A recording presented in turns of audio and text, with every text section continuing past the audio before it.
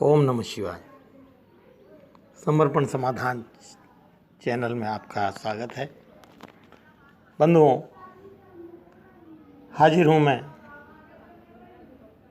एक नए विषय के साथ। आज हम जिस विषय पर चर्चा करेंगे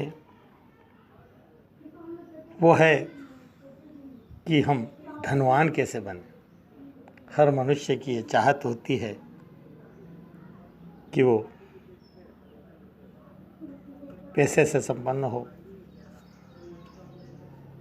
सुविधाजनक घर हो, ज़मीन हो, बंगला हो, गाड़ी हो। सभी के इस तरह के ख्वाब होते हैं। लेकिन बंधुओं, कहते हैं कि सकल पदार्थ है जग माही, कर्महीन नर पावत नाही। सब कुछ है लेकिन वो कर्मों के बिना प्राप्त नहीं होता। धन करने से धन नहीं मिलता। जो भी मिलता है वो प्रारब्ध से शुभ कर्मों के द्वारा ही मिलता है। प्रत्येक मनुष्य यही चाहता है और होना भी चाहिए, क्योंकि धन के बिना आज के समय में जीवन निर्वाह करना बड़ा ही कठिन है। इसीलिए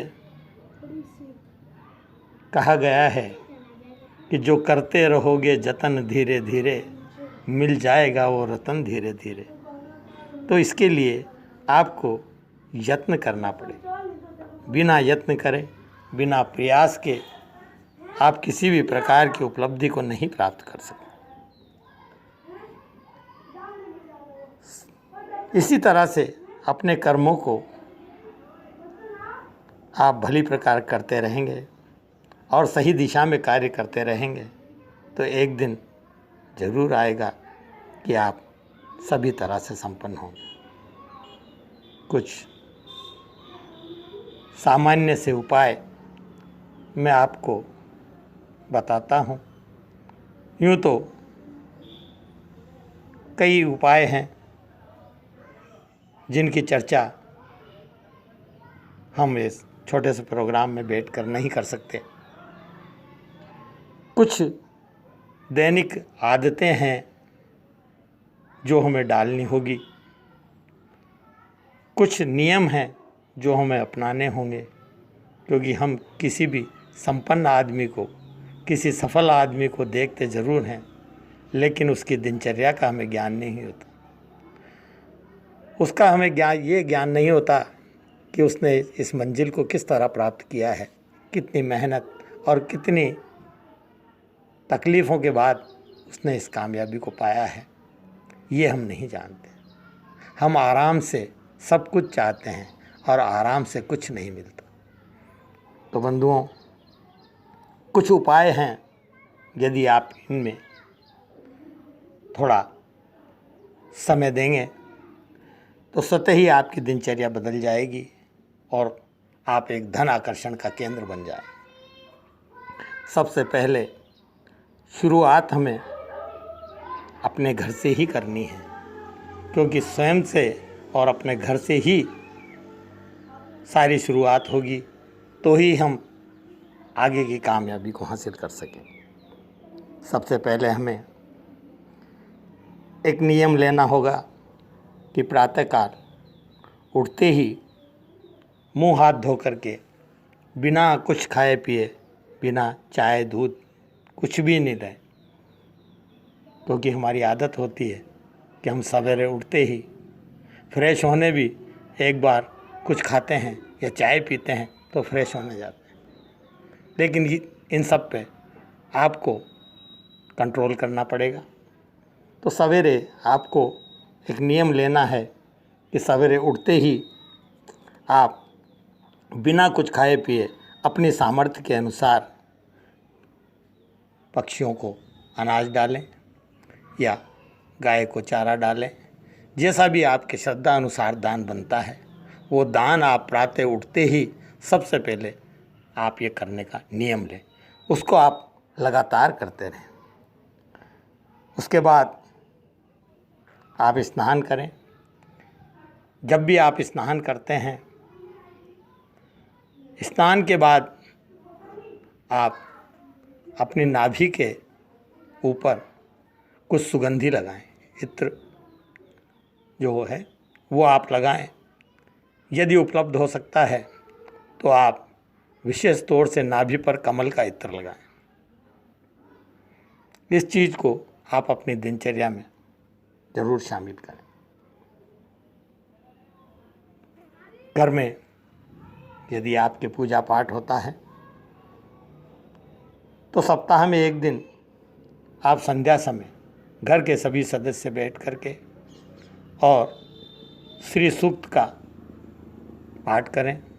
एक दीपक जला लें, घी का दीपक जलाएं और अपने पूजा घर में बैठ करके अपने परिवार के साथ या जहाँ भी आपको अच्छा लगे बैठ करके आप श्री सूक्त का पाठ करें।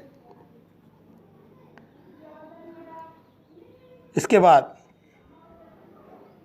एक नियम आप और रखें कि घर में आपके कभी भी कोई अतिथि आता है, कोई भी मेहमान या अतिथि कोई घर में आया तो आप उसको जल पिलाएं और मीठा ज़रूर अर्पण करें। यदि आप भोजन कराते हैं या किसी प्रकार का नाश्ता करते हैं तो आप उसमें मीठा ज़रूर रखें। जैसी भी आपकी श्रद्धा है, जैसा भी है, लेकिन आपको उसको मीठा अवश्य खिलाना है। पांचवा, जो घर की माता बहनें होती हैं, जो विवाहिता स्त्रियां घर के अंदर हैं, उनको चाहिए कि वो शरीर से कभी पूरे आभूषण नहीं उतारें। हमेशा जब भी आभूषण बदलते भी हैं तो पहले एक उतारें, उसके पहनने के बाद दूसरा उतारें। पूरे आभूषण शरीर से कभी भी अलग नहीं करें। विशेष तौर से गले के अंदर सोने की चैन या नहीं है तो चाहे पीला धागा, गले के अंदर लाल पीला धागा गले के अंदर रखें, लेकिन गला कभी भी माता बहनें सूना नहीं रखें। छठा, अमावस्या को, माह में एक बार अमावस्या होती है, उस दिन आप एक गूगल की, गाय के कंडे के ऊपर गूगल की धूप करें और धूप करके अपने पितरों का ध्यान करें। ध्यान करके और आप उस धूप को अपने पूरे घर के अंदर घुमा दें। ये आप या तो संध्या के बाद करें या आप दोपहर के बाद करें। सातवां, आप ये नियम रखें कि घर से जब भी आप अपने कार्य पर जाते हैं तो बिना बताए, बिना किसी से कहे आप घर से बाहर नहीं जाएं। जब भी आप घर से बाहर जाते हैं तो किसी न किसी को ये ज़रूर कहें कि भाई मैं फलां कार्य से जा रहा हूँ, वापस आता हूँ। एक नाराज़ हो करके, गुस्सा करके आप घर से कभी बाहर नहीं जाएं। माता बहनें कभी कोई कार्यवश घर से जाती हैं तो उनको ये ध्यान रखना है कि जो भी उनसे बड़े हैं या घर में जो भी हैं, उनको ये कभी नहीं कहें कि मैं जाती हूँ। विधवा, माफ़ कीजिए, सुहागन स्त्री जब भी कोई घर से निकलती है तो उसे ये कभी नहीं कहना है कि मैं जाती हूँ। हमेशा आपके मुंह से यही निकलना चाहिए कि मैं आती हूँ। आप इसको अपनी आदत में डाल लें, आप खुद देखेंगे कि इन चीज़ों का कितना प्रभाव पड़ता है। आठवां,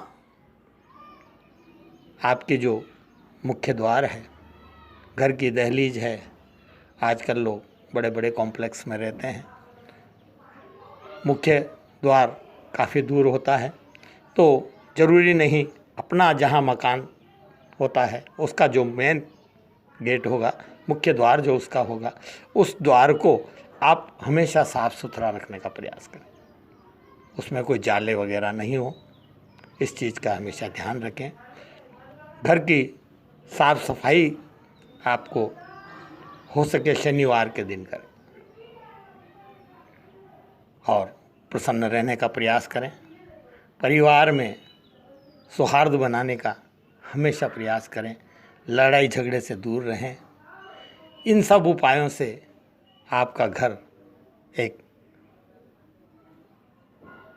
गुणों की खान बन जाएगा और धन या माता लक्ष्मी की कृपा आपको स्वतः ही मिलने लग जाएगी।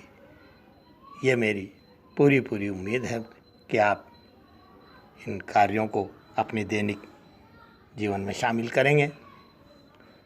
आपको हमारा चैनल अच्छा लगता है, इसे सब्सक्राइब करें, लाइक करें, शेयर करें, क्योंकि मैं आपसे जो भी बात है वो ही कहूँगा। मैं झूठे प्रलोभन आपको नहीं दे सकता, या मैं ये नहीं कह सकता कि आप ये कर लें और आपको सवेरे धन बरस जाएगा, या आपको पैसे की बाढ़ आ जाएगी, या नोटों की मशीन लग जाएगी। इन बातों को मैं चर्चा नहीं करता। ईश्वर की कृपा होगी, हर कार्य आपका होता चला जाएगा। ओम नमः शिवाय।